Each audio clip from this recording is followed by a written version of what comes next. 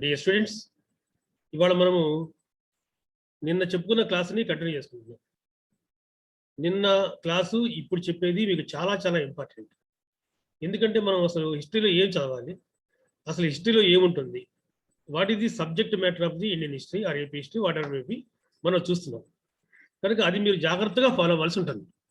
అలా ఫాలో అయ్యేటప్పుడు హిస్టరీని మనము, చరిత్రని మనము 5 వ్యవస్థలుగా చెప్పుకున్నాం.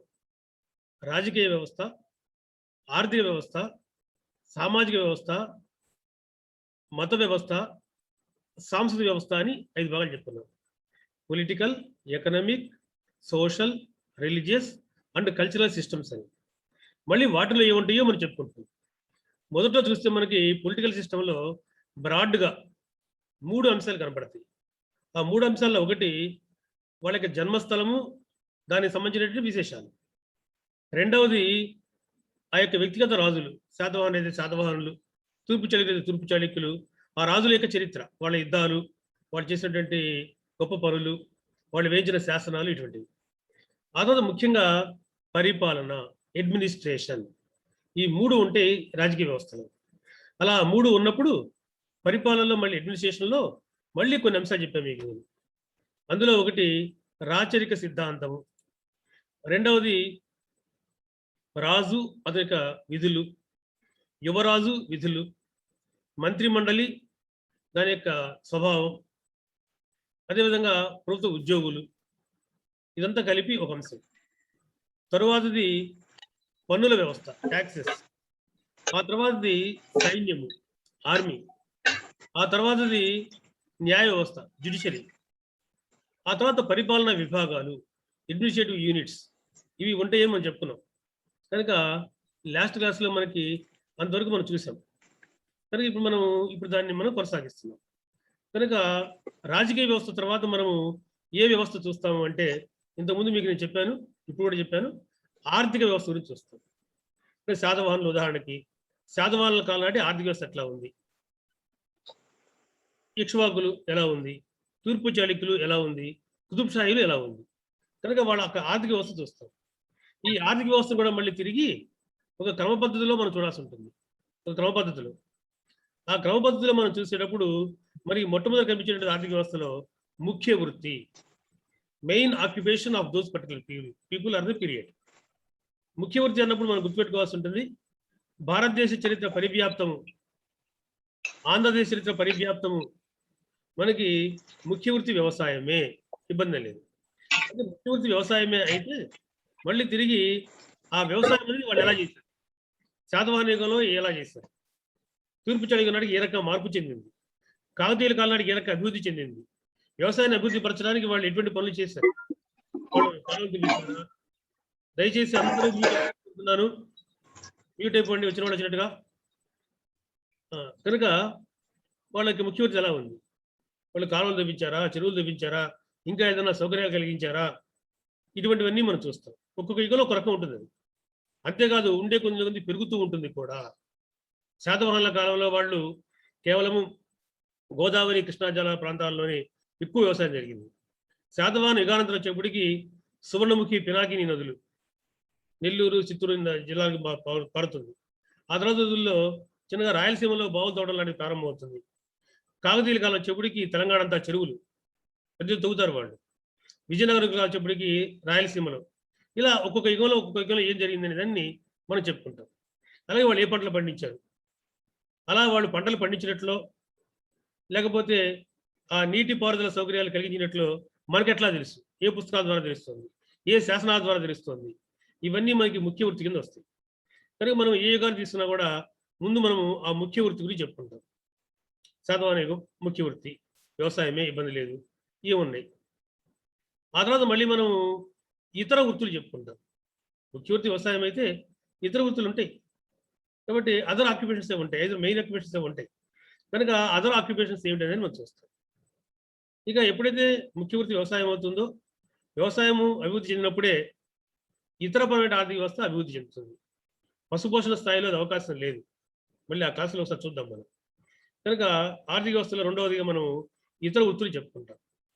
ఇక ఇతర వృత్తుల తర్వాత పరిశ్రమలు చెప్పుకుంటాం మనం, ఇండస్ట్రీస్, పరిశ్రమలు. మరి పరిశ్రమలు ఇప్పుడున్నాయి మనకు తెలుసు. ఇవి మెషిన్ బేస్డ్, ఎలక్ట్రిసిటీ బేస్డ్. కానీ ఆ రోజులు కూడా పరిశ్రమలు ఉన్నాయి. నేత పరిశ్రమ చాలా అద్భుతమైన పరిశ్రమ. మనం నేత పరిశ్రమ గురించి, వస్త్ర పరిశ్రమ గురించి మనం రేపు క్లాస్ నుంచి ప్రారంభిస్తాం. పెద్ద ఎత్తున మనకి శాతవాహన పూర్వయుగం నుంచి బ్రిటిష్ వాళ్ళు భారతదేశాన్ని దోచుకోవడం ప్రారంభించేంత వరకు 1857 సిపాయి తిరుగుబాటు వరకు ప్రపంచం మొత్తము మన దేశ వస్తువులు వెళ్ళినాయి, మన దేశ వస్త్రాలు వెళ్ళినాయి, ఆంధ్రదేశ వస్త్రాలు కూడా వెళ్ళినాయి. కానీ వస్త్ర పరిశ్రమ, అదేవిధంగా ఇనుప పరిశ్రమ, అదేవిధంగా వజ్ర పరిశ్రమ, ఇటువంటి రకరకాల పరిశ్రమలు ఆయా యుగాల్లో వస్తుంటాయి. వాటి విశేషాలు మనం చెప్పుకుంటాం.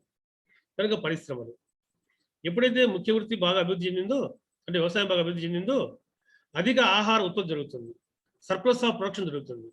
ఎప్పుడైతే సర్ప్లస్ ఆఫ్ ప్రొడక్షన్ వచ్చిందో, అధిక ఆహార ఉత్పత్తి జరిగిందో, మిగతా వృత్తులు అభివృద్ధి చెందుతాయి.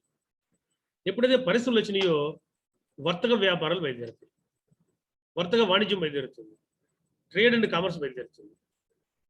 కాబట్టి మనము ట్రేడ్ అండ్ కామర్స్ చెప్పుకుంటాం. శాతవాహన యుగంలో ఏం జరిగింది, అనంతర యుగంలో ఏం జరిగింది, ఒక్కొక్క యుగంలో మనం చెప్పేటప్పుడు ఆ యుగానికి చెందినటువంటి వర్తక వాణిజ్యాలు చెప్పుకుంటాం.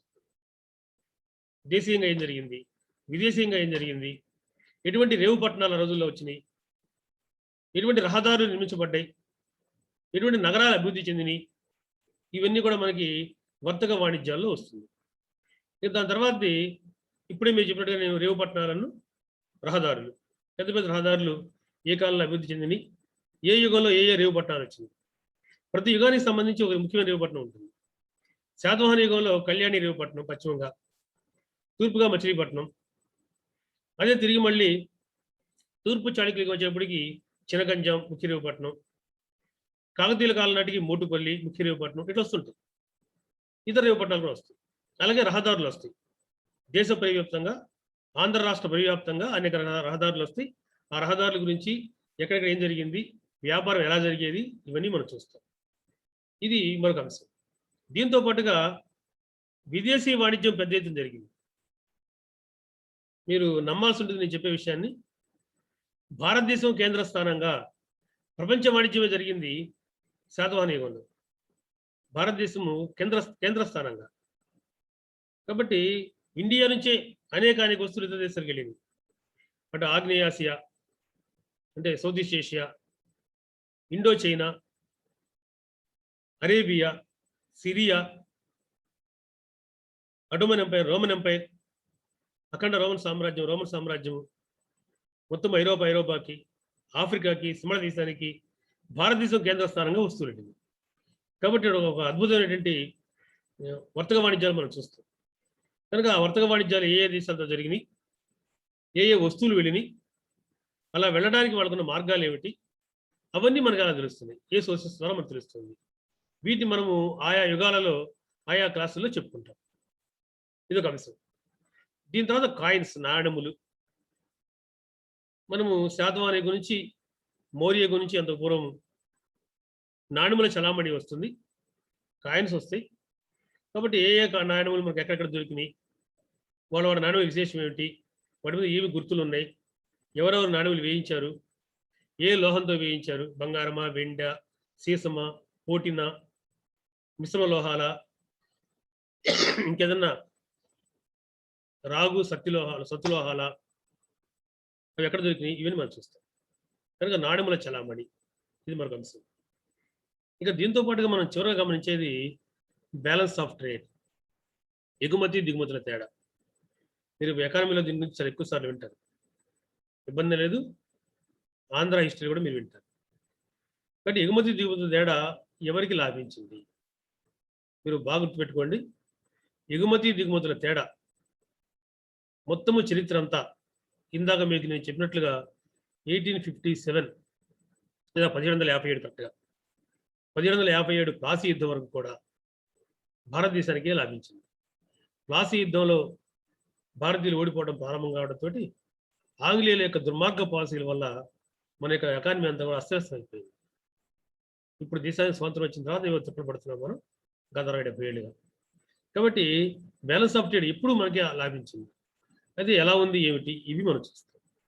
అందువల్ల మనము ఆర్థిక వ్యవస్థ అనగానే మనం చెప్పుకోదగ్గ అంశాలు ఇవి.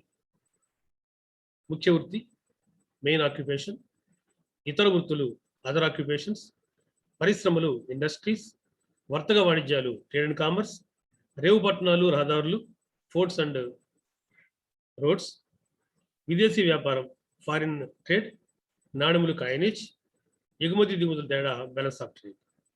అంటే శాతవాహనం అనగానే ఇంతకుముందు మనం రాజకీయ వ్యవస్థలో వ్యవస్థ చెప్తున్నాం, దానికి ఆనుకొని వెంటనే ఇది ప్రారంభమైపోతుంది. కనుక ఆర్థిక వ్యవస్థ చూస్తాం మనం. ఇక ఆర్థిక వ్యవస్థ తర్వాత మళ్ళీ మనము సామాజిక వ్యవస్థ చూస్తాం, social system of those particular types. But ఆ రోజుల్లో ఆ టైంలో ఎటువంటి సామాజిక వ్యవస్థ వాళ్ళు ఉన్నది అని చూస్తాం. మళ్ళీ తిరిగి ఈ సామాజిక వ్యవస్థలో ఒక్కొక్క అంశం కనపడుతుంది సామాజిక వ్యవస్థలో. మొదలుగా మనం సామాజిక వ్యవస్థ అని చెప్పుకునేది వర్ణ వ్యవస్థ, చాతుర్వర్ణ వ్యవస్థ, four fold division of the society, వర్ణ ఆర్డర్. ఇది చూస్తాం. వర్ణ ఆర్డర్ అంటే బ్రాహ్మణ, క్షత్రియ, వైశ్య, శూద్రుడు. ఇది four fold division of the Indian society. చాతుర్వర్ణ వ్యవస్థ, చాతుర్వర్ణాలు, 4 వర్ణాలు కనుక చతుర్వర్ణ వ్యవస్థని మనం చూస్తాం. అయితే మరి ఇది ఎప్పుడు ఇలాగే ఉంటుందా అంటే శాతవాహన యుగంలో ఉన్నట్టుగా ఆ తర్వాత యుగంలో ఉండదు, మారుతుంటుంది. వర్ణ వ్యవస్థ అనేది బ్రాహ్మణ, క్షత్రియ, వైశ్య, శూద్రులు ఉంటారు, ఇబ్బంది లేదు. కానీ వాళ్ళ వృత్తులు మారుతుంటాయి, వాళ్ళు చేసే పనులు మారుతుంటాయి. ఉదాహరణకి శాతవాహన యుగంలో బ్రాహ్మణులు వైదిక విద్యల్లో ఆరితేరారు, నానాఘాట్ శాస్త్రం చెప్తుంది. శాతవాహన అనంతరం వచ్చేప్పటికి షట్కర్మలు చేయడం ప్రారంభిస్తారు. షట్కర్మలు అంటాం. షట్కర్మలు అంటే 6 విధులు: యజన, యాజన, అధ్యయన, అధ్యాపన, దాన, ప్రతిగ్రహణ, ఇట్లా వస్తుంది. పదవి వచ్చేప్పటికి వాళ్ళు నియోగులు, కరణాలుగా అవుతుంటారు. ఇలా ఆ బ్రాహ్మణ సొసైటీ మారుతుంటుంది. అలాగే వైశ్యులు మారుతుంటారు, వైశ్య వ్యవస్థ మారుతుంటుంది. అదేవిధంగా క్షత్రియులు మారుతుంటారు, అదేవిధంగా శూద్రవర్ణం మారుతుంటుంది. కనుక ఆయా వ్యవస్థలు ఆయా యుగాలలో ఎలా ఉన్నాయి ఇది మనం చూస్తాం. దీని తర్వాత మనం చెప్పినటువంటిది వైవాహిక వ్యవస్థ, మ్యారేజ్ సిస్టమ్ ఇన్ ఇండియా. వైవాహిక వ్యవస్థ ఒక బలమైన వ్యవస్థ భారతదేశంలో. వైవాహిక వ్యవస్థని కుటుంబ వ్యవస్థని కలిపి మనం చూడొచ్చు. Marriage was made sacrosanct in our country. వైవాహిక బంధము అత్యంత పవిత్ర బంధంగా భావించబడుతుంది అప్పటికి ఇప్పటికి కూడా. కాబట్టి అటువంటి వైవాహిక వ్యవస్థ ఆయా యుగాల్లో ఎలా ఉంది మనం చూస్తాం. అయితే మనము శాతవాహనులు కొంచెం దాటిన తర్వాత వైవాహిక వ్యవస్థ అలాగే ఉంటుంది కాబట్టి దాని గురించి ఎక్కువ చెప్పుకోం. సామాజిక వ్యవస్థలో కుటుంబ వ్యవస్థ, భారతదేశంలోని కుటుంబ వ్యవస్థలోని గొప్పతనం ఏంటంటే భారతదేశంలో కుటుంబ వ్యవస్థ ఎక్కువగా ఉమ్మడి కుటుంబ వ్యవస్థే, జాయింట్ ఫ్యామిలీ సిస్టమే. కానీ జాయింట్ ఫ్యామిలీ సిస్టమ్ అనేది దాదాపుగా ఆ లక్షణాలని ఇప్పటి సొసైటీ కూడా మనం చూడవచ్చు.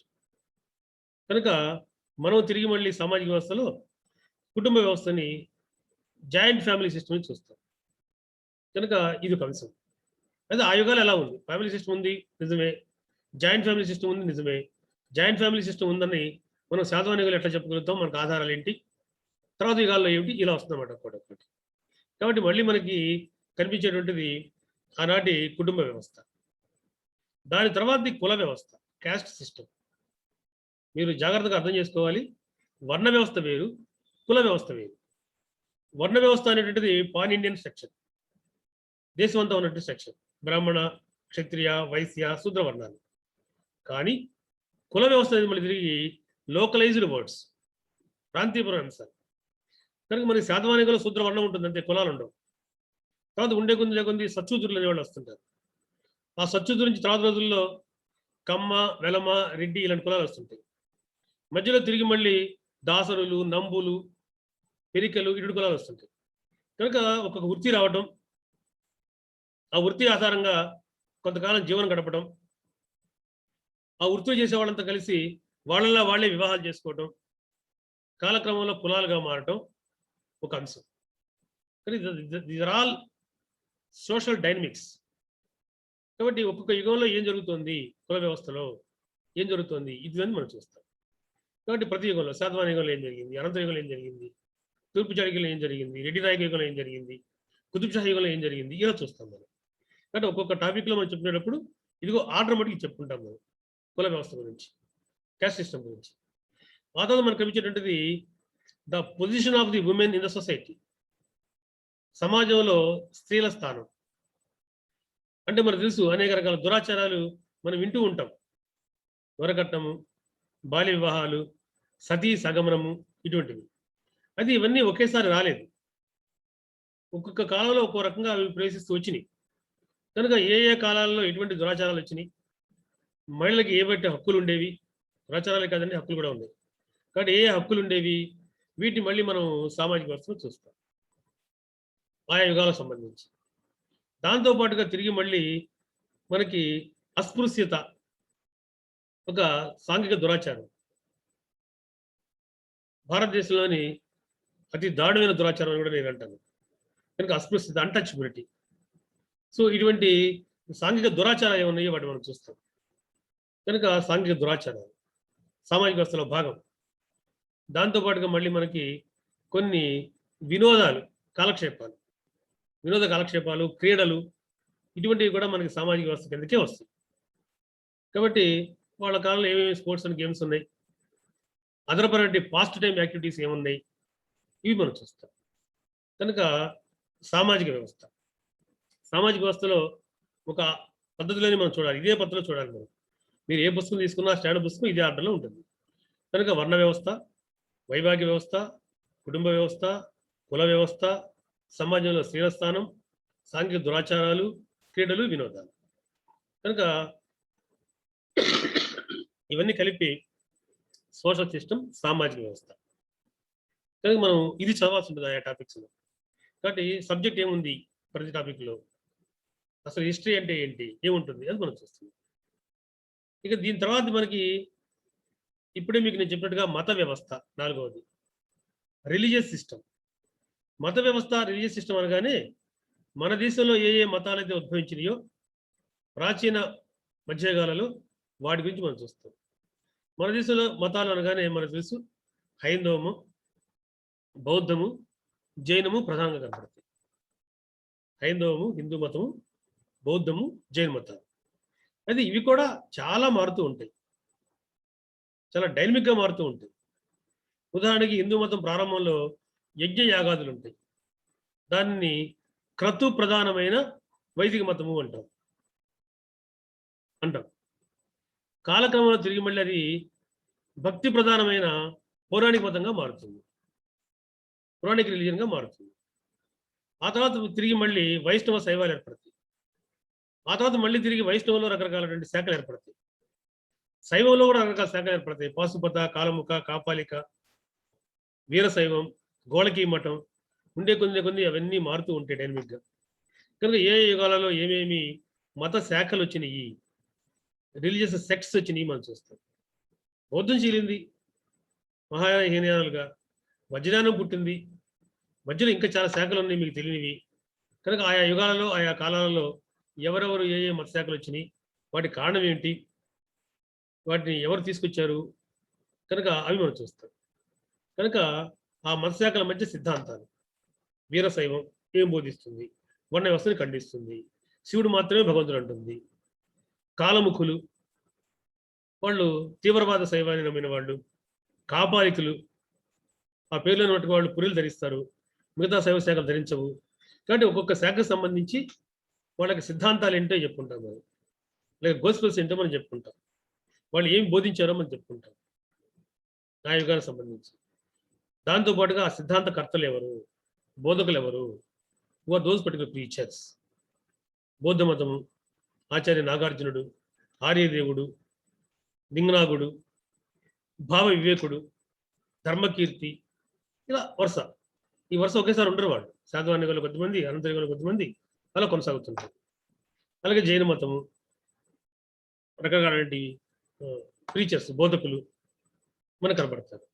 కాబట్టి వాళ్ళ గురించి శాతవాహనికుల్లో హైందవ మతం ఎలా ఉంది, శాతవాహనికుల్లో బౌద్ధం ఎలా ఉంది, శాతవాహనికుల్లో జైనం ఎలా ఉంది, అనంతరికులు మళ్ళీ ఏ రకంగా మార్పు చెందుతూ వచ్చినాయి, ఇలా మనం ఆయా మతాల గురించి, మత సిద్ధాంతాల గురించి, మత బోధకుల గురించి మనం చెప్పుకుంటాం. ఇది మత వ్యవస్థ. కనుక ఇంకొక ముఖ్యమైన వ్యవస్థ. దాని తర్వాత అత్యంత ముఖ్యమైనది మరొక ముఖ్యమైన ఒక వ్యవస్థే కల్చరల్ సిస్టమ్, సాంస్కృతిక వ్యవస్థ. ఎగ్జామ్స్లో ప్రశ్నలు అన్ని వ్యవస్థలకు వస్తున్నాయండి. కేవలం మీరు రాజరిక వ్యవస్థ అనుకోవద్దు. చాలా మంది స్టూడెంట్స్ చేసే పొరపాటు ఏంటంటే రాజుల గురించి బాగా చదువుకొని మిగతా వదిలేస్తున్నారు.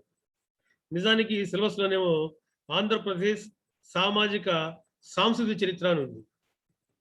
మనం ఎక్కువ కాన్సన్ట్రేట్ చేస్తుంది సోషల్ సిస్టమ్ మీద, కల్చరల్ సిస్టమ్ మీద, ఎకనమిక్ సిస్టమ్ మీద కూడా. అందులో ప్రతిదీ ఇంపార్టెంట్ మనకి. అందులో ముఖ్యంగా సాంస్కృతిక వ్యవస్థ, కల్చరల్ సిస్టమ్. ఈ కల్చరల్ సిస్టమ్, సాంస్కృతిక వ్యవస్థలో మనం చూసేటువంటి మొట్టమొదటిది నిర్మాణాలు, దేవాలయ నిర్మాణాలు, బౌద్ధ నిర్మాణాలు. బౌద్ధ మతానికి చెంది స్తూపములు, సంఘ ఆరామములు, చైత్యములు ఇటువంటి కనబడతాయి. కనుక ఏవి ఎక్కడెక్కడ నిర్మించబడ్డాయి, ఎవరు నిర్మించారు, వాటి ఉద్దేశం ఏమిటి, వాటి అర్థం ఏమిటి, ఇవి మనం చూస్తాం. దాని తర్వాత దేవాలయ నిర్మాణాలు. అనేక దేవాలయాలు మనకి చరిత్ర యావత్తు నిర్మించడం మనం చూస్తాం. ఎవరెవరు నిర్మించారు, వాళ్ళ శైలి ఏమిటి, తూర్పు చాళుక్యుల శైలి ఏమిటి, కాకతీయుల శైలి ఏమిటి, విజయనగర శైలి ఏమిటి, వాళ్ళు కట్టించిన ముఖ్య దేవాలయాలు ఏమిటి, ఇటువంటి వాటిని మనం చూస్తాం. వాటిని నేను మీకు ఎక్స్ప్లెయిన్ చేసినప్పుడు నేను నిన్న క్లాస్ కూడా చూపించాను మీకు. నేను వాటిని ఫొటోస్తో సహా స్పష్టంగా ఇవి వీటి లక్షణాలు, ఇవి ఇలా కడతారు వీళ్ళు. ఒక రకంగా ఫిజికల్ క్లాసులో కన్నా కూడా ఈ క్లాసుల్లోనే, మనం ఆన్లైన్ క్లాసుల్లోనే అది బాగా చెప్పగలుగుతాం. కనుక దేవాలయ నిర్మాణాలు, టెంపుల్ ఆర్కిటెక్చర్, అనేక ప్రశ్నలు వస్తున్నాయి మనకి. కనుక వాటి గురించి మనం చూస్తాం సాంస్కృతిక వ్యవస్థలో భాగంగా. దాని తర్వాత శిల్పము, స్కల్ప్చర్. శిల్పం వచ్చేటప్పటికి మళ్ళీ మనం గుర్తుపెట్టుకోవాల్సి ఉంటుంది. శిల్పము, స్కల్ప్చర్. ఈ శిల్పాలు రకరకాలుగా ఉంటాయి. ఒకటేమో దేవాలయ గోడల మీద ఉంటాయి. దేవాలయ గోడల మీద ఎటువంటి శిల్పాలు చెక్కించారు అవి ఒకటి తెలుసు. కాకుండా ఇండివిజువల్గా రాతితోనో ఇతర లోహాలతోనో రకరకాల దేవాలయానికి సంబంధించినవి, దేవాలయానికి సంబంధించినవి అంటే మతపరమైనవి, లౌకికపరమైనవి, అటువంటి విగ్రహాలు ఆ రోజుల్లో ఏమేమి తయారైనవి, వాటి లక్షణాలు ఏమిటి, ఇది మనం శిల్పము అనే దగ్గర చూస్తాం. శిల్పము తర్వాత మనం చెప్పుకునేది పెయింటింగ్స్, చిత్రలేఖనం, పెయింటింగ్స్. చాలా విచిత్రమైన విషయం ఏంటంటే ఇది మనం ఆదిమ మానవుడి దగ్గర నుంచి చూస్తాం. నిన్న కాస్త మీకు నేను చారిత్రక పూర్వయుగము అని చెప్పాను, ప్రాక్ చరిత్ర, ప్రీ హిస్టరీ. ఆ చారిత్రక పూర్వయుగంలోనే దాదాపుగా మధ్యశిలాగా వచ్చేటప్పటికి మానవుడు పెయింటింగ్స్ వేయడం ప్రారంభించాడు, రాతి మీద బొమ్మలు గీయడం ప్రారంభించాడు. అక్కడి నుంచి ప్రారంభించి అజంతా చిత్రలేఖనాన్ని ప్రారంభించిన వాళ్ళే శాతవాహనులు. కనుక రకరకాలైనటువంటి పెయింటింగ్స్ దేవాలయ గోడల మీదే కాకుండా ఇళ్లలో కూడా పూర్వకాలంలో, ముఖ్యంగా కాకతీయులు, విజయనగర కాలం వచ్చేప్పటికి ఇంట్లో కూడా వాళ్ళు పెయింట్స్ వేసుకునేవాళ్ళు. కనుక ఆ పెయింటింగ్స్ ఏ రకంగా ఉన్నాయి, ఏ అంశాలు దాంట్లో ఉన్నాయి, ఇటువంటి వాటిని మనం చిత్రలేఖనంలో చూస్తాం. దాని తర్వాతది సంగీతము, మ్యూజిక్. భరతనాట్యము ఇదో ప్రారంభించిన రకరకాల నాట్యాలు ఈ కాలంలో ఉంది. నాట్యశాస్త్రం అనే పుస్తకం ఉంది, భరత అనే రచించాడు. ఆ నాట్యశాస్త్రం ఆధారంగానే రకరకాలైన ప్రాంతీయ నాట్యాలు కనబడతాయి మనకి. కనుక ఈ నాట్యాలు, నృత్యము నాట్యానికి కొంచెం తేడా ఉంది. కనుక అవన్నీ కూడా ఆ డ్యాన్స్ ఫామ్స్ని మనం ఆయా యుగాల్లో ఏం జరిగిందో మనం చూస్తాం. కనుక ఇంకొక ముఖ్యమైనటువంటి ఒక అంశం. ఇక మళ్ళీ తిరిగి మనం సాహిత్యం చూస్తాం. సాహిత్యం, లిటరేచర్. మనం చరిత్ర అంటేనే చెప్పుకున్నాం, మనకి వ్రాతపూర్వక ఆధారాలు ఉండాలి. అనేక పుస్తకాల గురించి ఎవరు రాశారు, ఏ భాషలో రాశారు. మనకి ఎగ్జామినేషన్లో ప్రశ్నలు వచ్చేటప్పుడు కేవలము ఏ పుస్తకం ఎవరు రాశారో మాత్రమే అడగడం. ఆ పుస్తకం ఏ భాషలో ఉంది, ఆ పుస్తకం నుంచి మనం ప్రధానంగా చరిత్రకి ఏం తీసుకుంటున్నాము, ఇటువంటివి వస్తాయి. ఇవి కాకుండా అనేక రకాల కథల్ని, అనేక రకాల నవలలు లాంటి వాటిని పుస్తకాల రూపంలో మనం చూస్తాం. అంటే మన చరిత్రకి పనికిరావు కానీ బట్ మనకి అవి అవసరం. కనుక అటువంటి పుస్తకాలు మనం చూస్తాం. అందువల్ల ఈ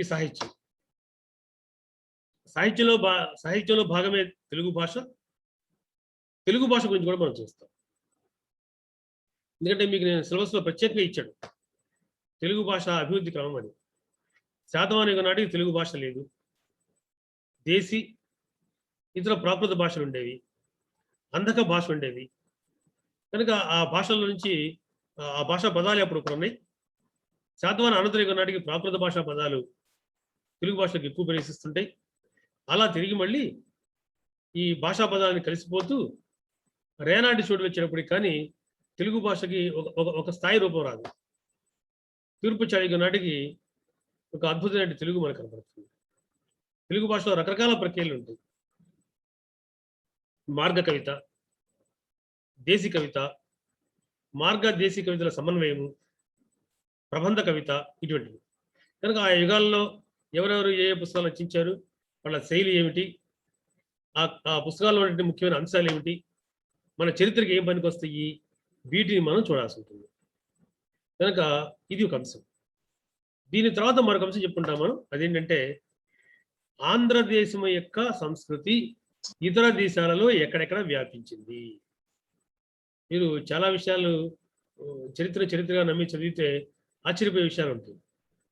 ఇప్పుడేదో మన దేశాన్ని ఇలా మనం చూస్తాం కానీ ఒకప్పుడు మన దేశము సహజ వనరులకు నిలయం. ఇప్పటికి కూడా పెద్ద ఎత్తున పంటలు పండిని సౌభాగ్యవంతమైన దేశం. ఇవాళ మనం అమెరికా చూసి ముచ్చటపడతాం కానీ ఒకప్పుడు the richest country in the world was India. India and India only, the competitive being China. కాబట్టి ఒక అద్భుతమైనటువంటి ఆర్థిక అంశాలు మనం విజయం సాధించాం. ఎప్పుడైతే ఆర్థిక పరంగా దేశం సుభిక్షంగా పటిష్టంగా ఉంటుందో సాంస్కృతిక వికాసం ఉంటుంది. మన యొక్క సాంస్కృతిక వికాసము కల్చరల్ హెరిటేజ్ ఇతర ప్రాంతాలను వ్యాపించింది. ఇండోనేషియా ప్రాంతాలకి, మొత్తం ఆగ్నేసియాకి, సౌత్ ఏషియాకి, ఆ దేశాలు ఏమిటి అవన్నీ కూడా మీకు నేను క్లాస్ వివరిస్తాను. ఇండోచైనాకి, సింహళ దేశానికి, ఆఫ్రికా దేశానికి, ఇఫ్ యూ బిలీవ్, ఇలా అనేక దేశాలకి భారతీయ సంస్కృతి, ఆంధ్ర సంస్కృతి వ్యాపించింది. కనుక ఏమేమి వ్యాపించినవి అనేది చివరి టాపిక్లో ఉంటుంది. కనుక ఇది మొత్తము కలిపితే చరిత్ర, హిస్టరీ. కాబట్టి చరిత్ర అన్నప్పుడు మనకి ఈ 5 వ్యవస్థలు కనపడతాయి. 5 వ్యవస్థలు. 1 పొలిటికల్ సిస్టమ్, రాజకీయ వ్యవస్థ. 2 ఎకనామిక్ సిస్టమ్, ఆర్థిక వ్యవస్థ. 3 సోషల్ సిస్టమ్, సామాజిక వ్యవస్థ. 4 రిలీజియస్ సిస్టమ్, మత వ్యవస్థ. 5 కల్చరల్ సిస్టమ్, సాంస్కృతిక వ్యవస్థ.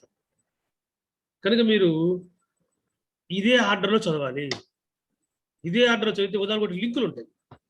ఆర్థిక వ్యవస్థలో మార్పులు వస్తే సామాజిక వ్యవస్థలో మార్పులు వస్తాయి. ఆర్థిక వ్యవస్థ బలంగా ఉంటే సాంస్కృతిక వ్యవస్థ డెవలప్ అవుతుంది. కనుక ఉదాహరణకు లింకులు ఉంటాయి. కాబట్టి ఏదైనా టాపిక్ చదివినప్పుడు మనము బిట్లాగా చదవకూడదు. ఇదేదో గ్రూప్ 2 కాబట్టి బిట్స్ కాబట్టి మల్టిపుల్ చాయిస్ బిట్లు ముందేసుకొని బట్టి కొడదాం అనుకోవద్దు. అలా బట్టి కొడదాం అసంభవం. సబ్జెక్ట్ అర్థమైతే తేలిక, ఒక ఆర్డర్లో చదివితే తేలిక. అందువల్ల మనం చదవాల్సింది, ఉదాహరణకి మనం శాతవాహన యుగం తీసుకుందాం. శాతవాహన యుగంలో మొదట జన్మస్థలం వివాదాలు, ఇక రాజులు వ్యక్తిగత చరిత్ర. జన్మస్థలానికి వివాదాలు నిన్న కూడా ఇప్పుడు చెప్పాను మీకు నేను. తర్వాత రాజుల గురించి, వాళ్ళ పరిపాలన గురించి ఉంటుంది. పరిపాలన అయిపోగానే వెంటనే ముఖ్యవర్తి వాడు చెప్తాడు. అంటే స్టాండర్డ్ టెక్స్ట్ పుస్తకాల్లో హెడ్డింగ్లు ఉండవు, కానీ ఇదే ఆర్డర్లో ఉంటుంది. కానీ వెంటనే ఆర్థిక వ్యవస్థ గురించి చెప్తారు. ముఖ్యవర్తి చెప్పాల్సిందే ఫస్ట్, తర్వాతే ఇతర వృత్తులు చెప్పాలి, తర్వాతే పరిశ్రమలు చెప్తారు, తర్వాతే వర్త వ్యాపారాలు చెప్తారు, తర్వాతే రేవు పట్టణాల రహదారులు వస్తాయి, తర్వాతే తిరిగి మళ్ళీ ఎగుమతి దిగుమతి తేడా చివరిలో వస్తుంది. అదేవిధంగా సోషల్ సిస్టంలో కూడా వన్ ఆర్డర్ ముందు ఉంటుంది. కుటుంబ వ్యవస్థ, వైవాహిక వ్యవస్థ కొద్ది క్లాసుల తర్వాత ఉండదు, కొద్ది లెసన్స్ ఫస్ట్లో ఉంటుంది. తర్వాత కుల వ్యవస్థ వస్తుంది, స్త్రీల స్థానం వస్తుంది, దురాచారాలు వస్తాయి, వినోదాలు, క్రీడలు ఇవన్నీ వస్తాయి. అదే ఆర్డర్లో నడుస్తుంది. మీరు ఏ టాపిక్ మీరు తీసుకున్నా కూడా, ఒక స్టాండర్డ్ పుస్తకం మీరు ఏది ఫాలో అయినా కూడా. ఆ తర్వాత మత వ్యవస్థ గురించి వాళ్ళు డీల్ చేస్తారు.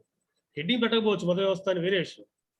దాంట్లో మళ్ళీ తిరిగి హైందవ మతము, బౌద్ధ మతము, జైన మతము ఏ రకంగా మార్పులు చెందింది, వాటి యొక్క శాఖలు ఏమిటి, వాటి యొక్క పరిణామాలు ఎట్లా జరిగినాయి, ఇవన్నీ వస్తాయి. తర్వాత సాంస్కృతిక వ్యవస్థ వస్తుంది. నేను మీకు ఏం చెప్తానంటే ఖచ్చితంగా ఇదే ఆర్డర్లో వస్తాయి. ముందు దేవాలయ నిర్మాణాలే వస్తాయి, బౌద్ధ నిర్మాణాలే వస్తాయి ఉంటే కనుక. ఆ తర్వాతే శిల్పం వస్తుంది, ఆ తర్వాతే చిత్రలేఖనం వస్తుంది, ఆ తర్వాతే సంగీతం వస్తుంది, తర్వాతే నాట్యం వస్తుంది, తర్వాతే సాహిత్యం వస్తుంది.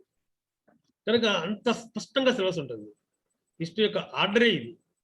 కాబట్టి మనం ప్రతి టాపిక్ని అలాగే చదువుకుంటాం. నేను కూడా మీకు ప్రతి టాపిక్ని అలాగే వివరిస్తాను. కనుక ఇవన్నీ మీరు బాగా గుర్తుపెట్టుకోండి. ఇవన్నీ మీరు బాగా గుర్తుపెట్టుకుంటే, ఈ ఆర్డర్ మీకు బాగా గుర్తుంటే రేపటి నుంచి క్లాస్ తేలిక. ఈ ఆర్డర్ మీకు గుర్తు లేకపోతే క్లాసు వినేటప్పుడు మీకు స్పష్టత ఉండదు. వాటిని బైహార్ట్ చేయాలి. గ్రూప్ 2 అంటేనే బైహార్ట్ చేయాలి. కష్టపడాలంటాం మనం. కష్టపడితే ఏమీ లేదు. మెమరైజ్ చేయటమే. మెమరైజ్ చేయాలంటే బై హార్ట్ చేయాలి. నోటికి రావాలి అవన్నీ గూడా. అక్కడేదో చూడగానే మనం గుర్తుపడతాం కదా అనుకోకూడదు. అది అసంభవం. ఒక 100 పుస్తకాలొస్తాయి మీకు 100, 150 పుస్తకాల గురించి చెప్పబోతున్నాను నేను. ముఖ్యమైన పుస్తకాలు. ఎవరెవరు రచించారు? ఏ భాషలో ఉన్నాయి? అందులోంచి ఏం తీసుకుంటున్నాం? ఎలా గుర్తుంటుంది? కనుక మెమరైజ్ చేయక తప్పదు. మెమరైజ్ చేసినప్పుడు ఒక ఆర్డర్‌లో జాగ్రత్తగా విని, నేనేవైతే చెప్పానో అవన్నీ గనుక అదే ఆర్డర్‌లో గనుక మీరు బై హార్ట్ చేసే పనైతే తేలికవుతుంది. ఎందుకంటే సబ్జెక్ట్ మీకొస్తుంది కాబట్టి. అందులో మన క్లాసులన్నీ కూడా ఈ వ్యవస్థల ప్రకారమే నడుస్తాయి. కనుక ఇది మీ మైండ్‌లో ఉండాల్సిన అవసరం ఉంది. మీ మైండ్‌లో ఇది ఉండాలి అంటే మీరు వాటిని ఒక ఆర్డర్‌లో గూడా రాసుకోవాల్సి ఉంటుంది. అందువల్ల మీ అందరికీ నేనేం చెప్తున్నానంటే వాటన్నిటిని కూడా మీరు ఇప్పుడు మళ్ళీ ఆ నోట్స్‌లాగా రాసుకోండి. రాసుకున్న తర్వాత